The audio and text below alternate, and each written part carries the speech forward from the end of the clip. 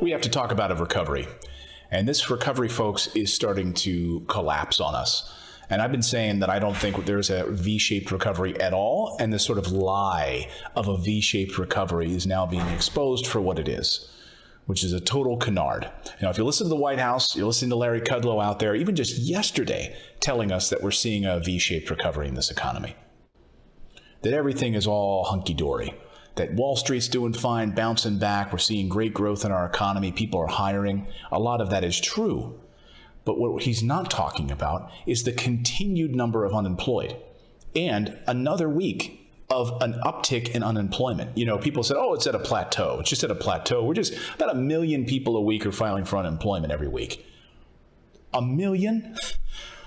It's not a plateau. And according to the Washington Post, these numbers are, in fact, going up and it's slipping backwards. And therefore, because of these troubling numbers, that's why I think Nancy Pelosi yesterday reversed course on a possible stimulus.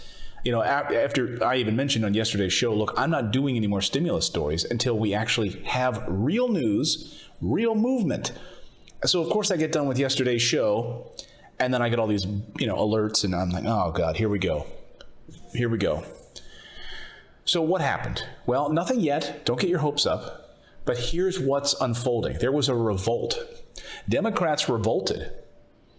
Democrats in some key states who are up for re-election, who are troubled by what's going to happen to their re-election campaigns if they don't pass some sort of a stimulus, basically wrote a letter to Nancy Pelosi, and they actually threatened to revolt, and they threatened to go over and vote on the Republican side for a skinnier stimulus plan.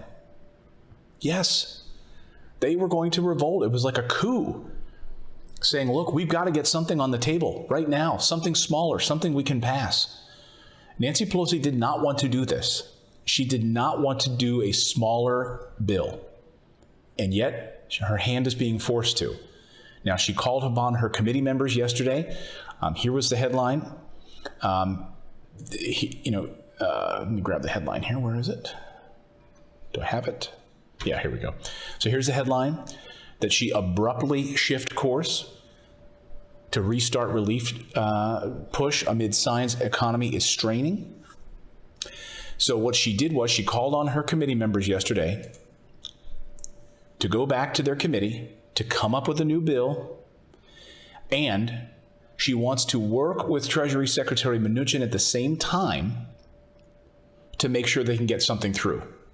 So they don't want to waste their time putting out a bill that's going to go nowhere in the Senate again. They want to work with the Treasury Department and Mark Meadows to get something put together that they can take back to the Senate and make sure that it passes. Now, call me skeptical. I remain skeptical for a number of reasons, which I'll get to in a second. But let me tell you what she wants in this bill and what we're likely to see. So, we're likely to see rental assistance. Hallelujah. That's been missing from any type of Republican, bills. Any kind of proposal has been talked about recently. Rental assistance, so people do not get thrown out of their homes.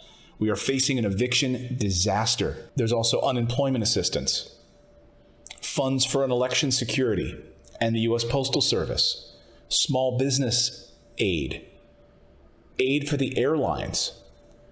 So they're probably going to be doing some things that Republicans would want in this, as well as things that they would want. And they want additional stimulus checks as well. So the package is going to include those things. Now, it seems to me that there's at least agreement in part on some of these things. Of course, the details will come down to the price tag, or the contentious nature of this will all come down to the price tag. Remember, Republicans in the Senate do not want to spend anything over $1 trillion. The target estimates on this are $2.4 trillion. $2.4 trillion for an additional stimulus plan. That number seems to me still far apart. And we're also up against a timetable. Next week, they go on vacation. The end of next week, they recess. So perhaps we will see some sort of a framework of a bill this weekend, maybe. She wanted them to start working on it immediately. Maybe over the weekend, early next week, we will see a new bill that they can try to get passed through the Senate. But one of the big hurdles has been Mark Meadows, the White House chief of staff. His focus, I mean, he's a partisan. His focus right now is on the Supreme Court. That's it. And all eyes on that Supreme Court battle. And so the chances of getting anything through with them about to go on vacation in an election year where there's going to be a lot of people that are not even want to give a victory to Democrats on this. Republicans are not going to want to give a big victory to Democrats that they got through a stimulus bill. Who's going to take credit for it? I mean, that's all that matters right now, a few weeks before the election. Who's going to get the credit for getting a stimulus through? Do you think Republicans will want to give credit to the Dems on this? Would Democrats want to give credit to President Trump on any kind of bigger package or anything at all right now? So that's where we're at. I mean, I think what these members have asked freshman lawmakers, specifically Cindy Axne from Iowa, the battleground state of Iowa, she's a Democrat. She said, she won a Republican-held seat in 2018. She said she was gathering signatures right now from other lawmakers in a letter to Nancy Pelosi that said, in part, quote, "We write to you now to implore you to bring a revised and streamlined COVID-19 relief package to the floor next week. Americans are counting on us. They cannot wait any longer." That is true, but also politics are at play. So now you have the members of the House of Representatives, these Democrats who are in vulnerable re-election campaigns right now. They need to be able to go back to their constituents and say, look, I demanded that Nancy Pelosi bring a bill to the floor. And look, I pushed and pushed and pushed for you. That's what they want to say. This is about saving face. I don't think anything's going to pass. We've got some troubling data on the on the unemployment number front.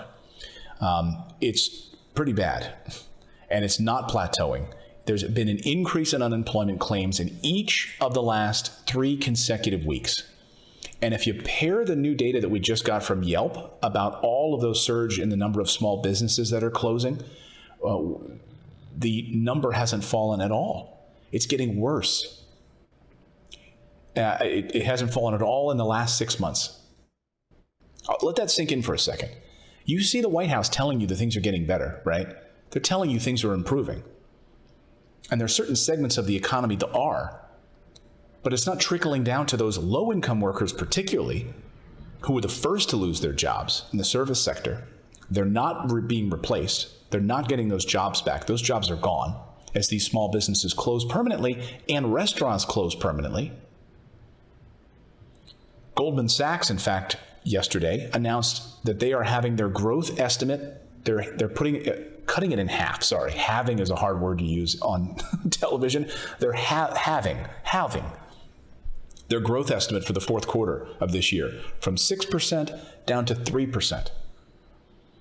And of course, you heard Fed Chief Jerome Powell yesterday testifying once again in Congress, and Treasury Secretary Mnuchin also testifying, saying that with an uptick in coronavirus cases and businesses not being able to take furloughed workers back to work, we expect this economy to have a long slog. And there are real data points now, folks, that we're seeing as we enter the fall, that this is with a spike in coronavirus cases, up 22 states right now. Unemployment numbers and that unemployment benefits run out. That $600 a week have run out. And I dove in a little even more deeply on the economics of all this morning, looking at the cycle of foreclosure cycle and default cycle. Now, what does that mean? Well, we haven't even seen the worst of what's about to happen, folks, on people losing their homes and people filing for unemployment or people filing for foreclosure assistance.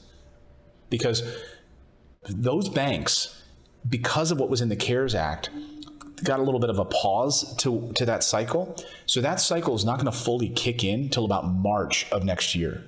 So everything looks fine in the housing market right now. A buddy of mine, one person here who works on our team, he just listed his house up in New York, and it was sold within a few days. Sold, gone. Interest rates are phenomenal right now. He's moving to Florida. He's getting out. I mean, that's the housing market right now. It seems fine, but what's not fine are those people that can't pay their mortgages and are slipping into a foreclosure cycle. And foreclosures take up to 6 to 9 months to go through. You're going to see an onslaught of defaults and foreclosures if we don't get some sort of stimulus in place. I mean, I've said it till I'm blue in the face. Congress doesn't care. They care about re-election and their corporate overlords. And by the way, big business has been doing just fine. So big business is doing just fine. Record profits, stock market, showing ups and downs. It seems like it's fine. But now you're starting to hear from some of those Wall Street types like Goldman Sachs. And now once you start to hear that, once you start to hear Mnuchin's old company calling them up saying, hey, we just cut in half our forecast. Oh, you mean this could affect Wall Street? Oh, it's not just about the little guy anymore? Oh, Wall Street profits? Okay, maybe we will consider a stimulus. But folks, the political realities right now are we've got an election, the most contentious election perhaps in American history that we're facing. We've got a Supreme Court battle that we're now facing. And we've got a calendar up against with vacation next week where Congress goes on vacation. Now, they would be able to return within 24 hours notice to vote on anything. So we'll see what this framework looks like, this new bill. That will be rolled out hopefully in the next few days. We'll be able to report to you on that. And then the ball will be in the Senate's court. It will be firmly in Mitch McConnell's lap. Because now it's not a $3.5 trillion package like it was before. It'll be whittled down to $2.4 trillion. It'll have the things in there that Republicans wished and wanted for, airline bailouts, etc., additional bailouts for businesses. Will they move on it? Will the Ted Cruz, the Rand Paul, the John Thunes of the world put up more money in order to state and local governments? That's another big piece of this. We certainly heard from Jerome Powell and Mnuchin on this. State and local governments are bleeding and need assistance. Will that be in there? So a lot of questions we don't have answers to just yet, but that is to say that there is some movement on it. Color me cynical. I would love to send all of the love and light I could into the universe to motivate the gods, the congressional gods, to vote on this, get something through. But I do not have faith in them at this point. I do not have faith, especially when we've got a debate next week. And I just don't see it given this congressional calendar and election calendar right now. I don't see it. Let me know your thoughts in the comments below. Will we see this stimulus come to fruition? Will it pass? Will it pass? Let me know in the comments below and smash that like button. And if you're new here, please consider subscribing to the channel. I really appreciate it. We do this show every day, 9 a.m. Eastern time. So join us for our live show if you're watching this on the replay. Thanks, everyone.